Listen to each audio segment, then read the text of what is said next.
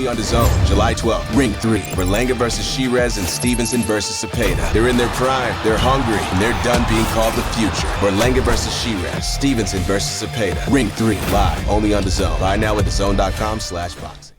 All right, people, I am very, very excited about this fight on the weekend. This is HAMZAH SHEERAZ versus Edgar Berlanga. I'm going to go through the tail of the tape in this video. I'm going to give my pick on this fight. People, I will do probably tomorrow. I'll probably do it tomorrow, a kind of preview. I think we kind of need a preview of the weekend's fights, don't we? Because there's so much coming this weekend. There's obviously the female card on Friday night, Katie Taylor, Amanda Serrano 3, which I'm actually quite looking forward to. The first two fights are very, very good, so we'll talk about that a little bit more tomorrow, as well as a brief run through of this actual card, because it's a fantastic card. And again, I think HAMZAH SHEERAZ versus Edgar Berlanga, honestly, for me, it really doesn't get much better than this, because you're talking about two young fighters who, I think one of them can punch. Both can punch. I think one of them takes a better shot than the other. One, he's been a 168 pounder his whole career. He's absolutely massive for the weight. The other guy started at 154 pounds. He was massive then. He was massive at middleweight. Now it's his first fight at 168 pounds.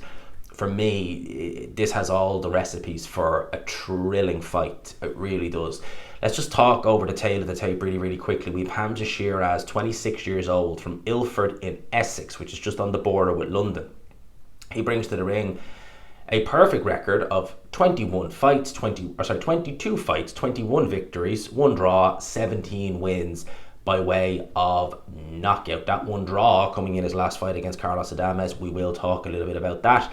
Edgar Berlanga brings a 24-fight record of 23 wins with only 1 defeat, with 18 knockouts, 18 big wins coming by way of knockout. He is 6'1". HAMZAH SHEERAZ is 6'3". So HAMZAH SHEERAZ is taller. He's also the younger man. He's 26 years old, as opposed to Berlanga, who was 28 years old.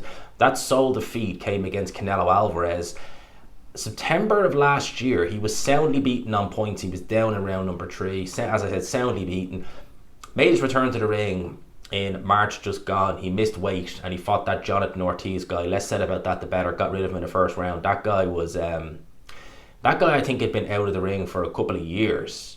And yeah, when was it? No, he wasn't out of the ring for a few years. He'd only made his comeback in 2024 after a decade out of the ring. And very seldom in weight divisions where you have to said cut weight do you see someone out of shape. But Jonathan Ortiz was out of shape. Funny that. And you wonder how Edgar Berlanga got him out in the first round. Absolute mystery, isn't it? But Edgar Berlanga, HAMZAH SHEERAZ, let's talk about this fight. So it's happened in New York City, in Louis Armstrong Stadium in Queens. Not often we have fights out there, if ever, really big time fights anyway. But we are getting it. I love this fight. I think that HAMZAH SHEERAZ, the first real look I got at HAMZAH SHEERAZ was when he fought Bradley Skeet, which was many years ago now. When was that? 2021, in the Copper Box Arena in London. I remember it well. It was a very bad performance from HAMZAH SHEERAZ. He was docked a point in that fight for hitting Bradley Skeet while he was on the ground, and he should really have been disqualified, because that right there pretty much did Bradley Skeet in. They did him the dirt, and he was not able to recover. And he was winning that fight handily. And you could see the limitations there immediately with HAMZAH SHEERAZ, but he was able to move on from that. And Bradley Skeet's someone who is quite chinny. He's been beaten by guys like Kevin Arena back down at 154 pounds. That obviously was at 154. He moved up and started going through these guys on the domestic scene. River Wilson bent 2 rounds. Obviously Liam Williams. I remember being there ringside for that fight. I couldn't believe what I was seeing. I knew Liam Williams was durable, but goddamn, I couldn't believe what I was seeing. So as he moved up through the weights, gone to middleweight, he's looked a lot better, looked a lot more devastating. He's very big at that weight, has very good technique, has trained out in America, and clearly with the jab, with the right hand, very good punching power as well. HAMZAH SHEERAZ is very talented. He's definitely athletically gifted, and he's got a lot going for him in terms of the ring. He really, truly does. Obviously pulled the win out against Ammo Williams. He was hurt early on in that fight in round number 2, but was able to stop Ammo Williams. That pretty much gave Matchroom the victory, or that pretty much gave Queensberry the victory over Matchroom as Hamza Sheiraz was team captain that night. That was on the 5v5 show. Dismantled an undersized Tyler Dinney in 2 rounds. Then came up stuck against Carlos Adames. Now that was a jump to world level. There was a lot, you could say a lot about that fight that's not good. All right, not in terms of just how Hamza Sheiraz looked, but the fact that Turkey was mentioning he was behind and this, that, and the other. It wasn't a good look. He didn't win this fight. It was a draw, but he should have lost. I mean, one judge had it 118, 110, and quite frankly, that was for Carlos Adames. And quite frankly, yeah, I concur with that. He was soundly beaten by Carlos Adames that night.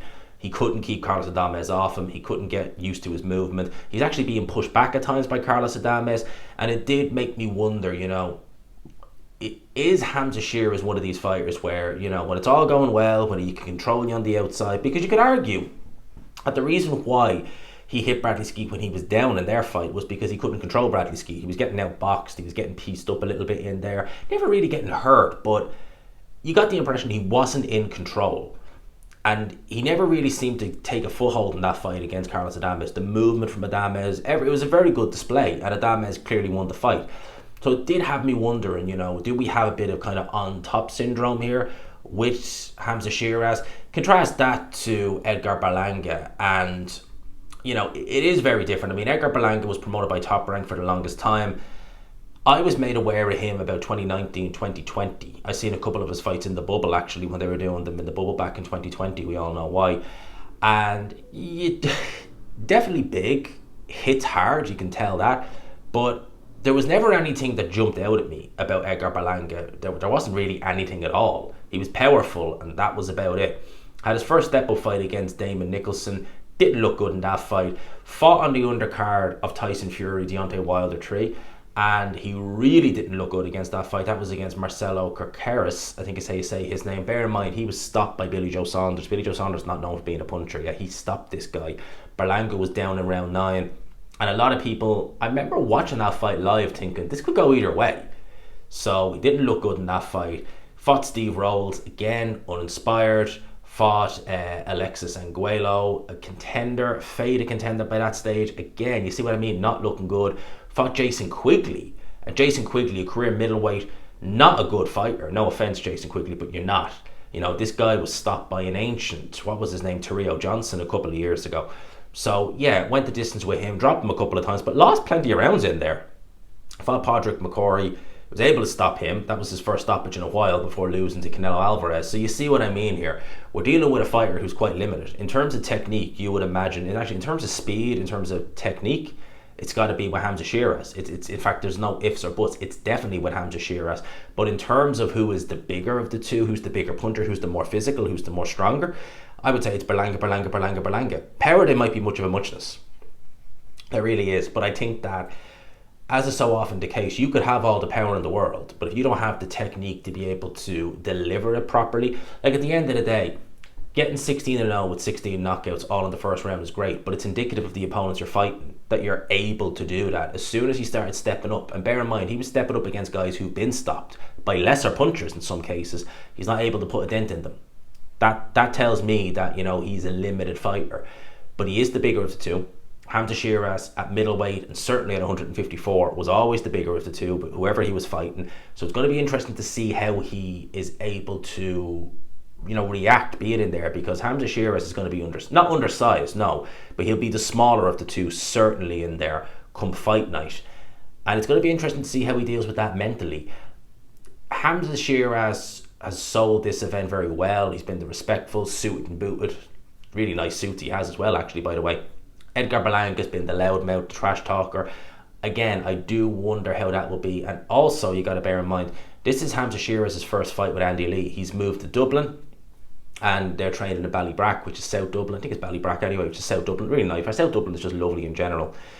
Very nice part. Very, very, very expensive, but very nice.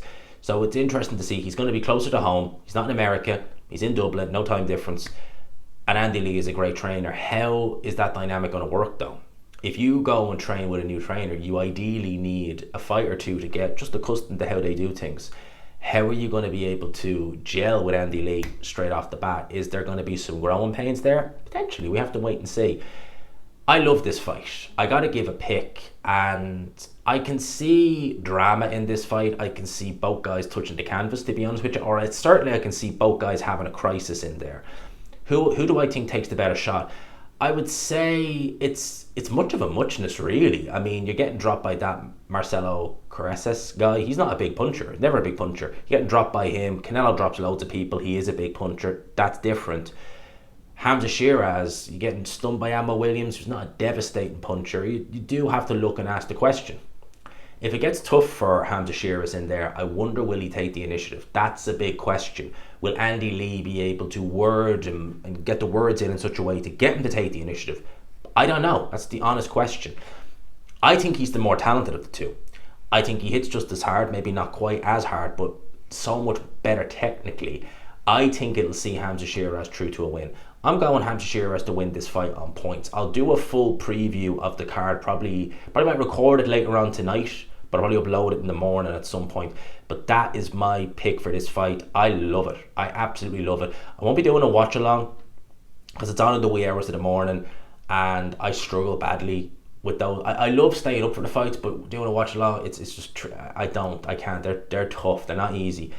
So I won't be doing a watch along, but I will be, of course, doing reviews immediately after fights are over. And yeah, we'll be giving my 2 cents on that. So let me know yours in the comment section below. I hope you enjoyed the video, people. If you could, smash the like button. If you could, hit subscribe if you haven't already. And until next time,